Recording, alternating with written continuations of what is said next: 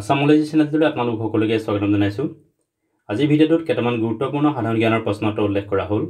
ভিডিঅ'টোৰ প্ৰথম প্ৰশ্নটো হৈছে 2025 বৰ্ষৰ যোৱা 2 মে'ত আৰ্জেণ্টিনা আৰু চিলিত অহা ভূমিকম্পৰ তীব্ৰতা কিমান আছিল? উত্তৰ 7.4। আৰ্জেণ্টিনা আৰু চিলি হৈছে দক্ষিণ আমেৰিকাৰ দুখন দেশ। আৰ্জেণ্টিনাৰ ৰাজধানী হ'ল বুয়েনছ এয়াৰ্ছ আৰু চিলিৰ ৰাজধানী হ'ল সান্তিয়াগো। বিবেকানন্দ ৰক মেমৰিয়েল ভাৰতৰ কোন ঠাইত আছে? উত্তৰ তামিলনাডুৰ কন্যাকুমাৰী নামৰ ঠাইখনত। বিবেকানন্দ ৰক মেমৰিয়েল লক্ষদ্বীপ সাগৰত অৱস্থিত। পগড়ি সম্ভাল যাত্ৰা আন্দোলন কোনে আৰম্ভ কৰিছিল? উত্তৰ অজিত সিঙে।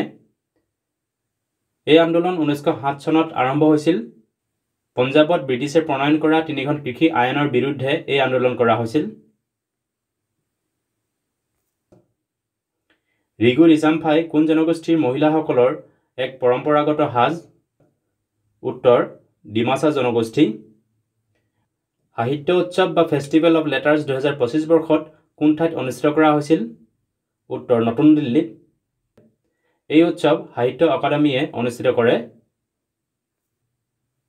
ৰাষ্ট্ৰীয় সুৰক্ষা দিৱস অৰ্থাৎ নেশ্যনেল ছেফটি ডে কোন তাৰিখে পালন কৰা হয়? উত্তৰ 4 মাৰ্চত। নেশ্যনেল গ্ৰীণ হাইড্ৰজেন মিছনৰ লগত কোনটোৰ মন্ত্ৰণালয় জড়িত? উত্তৰ নতুন আৰু নৱীকৰণযোগ্য শক্তি মন্ত্ৰণালয় অৰ্থাৎ ministry of new and renewable energy. National green hydrogen mission 2023 চনত লঞ্চ কৰা হৈছিল। এল নিনো আৰু লা নিনা পৰিঘটনা কোনখন মহাসাগৰৰ লগত জড়িত? উত্তৰ পেচিফিক অ'চিয়ান অৰ্থাৎ প্ৰশান্ত মহাসাগৰ। কলকালি লোকনৃত্য বা ফক ডান্স কোন ৰাজ্যৰ লগত জড়িত? উত্তৰ কেৰেলা।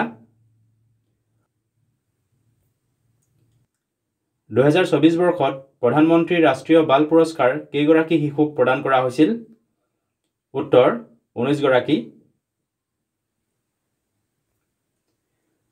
2027 বৰ্ষৰ ফিফা মহিলা ফুটবল বিশ্বকাপ কোন দেশে আয়োজন কৰিব?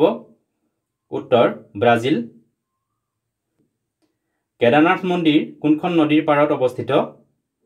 উত্তৰ মন্দাকিনী নদী। কেদাৰনাথ মন্দিৰ আছে উত্তৰাখণ্ডত। উত্তৰাখণ্ডৰ ৰাজধানী হ'ল দেৰাডুন। চৰ্দাৰ বল্লভভাই পেটেলৰ জন্ম কিমান চনত হৈছিল? উত্তৰ 31 অক্টোবৰ 1875 চনত। এই 31 অক্টোবৰ দিনটোত ভাৰতত নেশ্যনেল ইউনিটি ডে অৰ্থাৎ ৰাষ্ট্ৰীয় একতা দিৱস হিচাপে পালন কৰা হয়। চৰ্দাৰ বল্লভভাই পেটেলক আইৰণ মেন অৰ্থাৎ লৌহ মানৱ বুলিও জনা যায়। ভিডিঅ'টো চোৱাৰ বাবে ধন্যবাদ। যদি ভিডিঅ'টো ভাল লাগিলে লাইক কৰিবলৈ লগতে চেনেলটো ছাবস্ক্ৰাইব কৰিবলৈ অনুৰোধ জনালোঁ। ধন্যবাদ।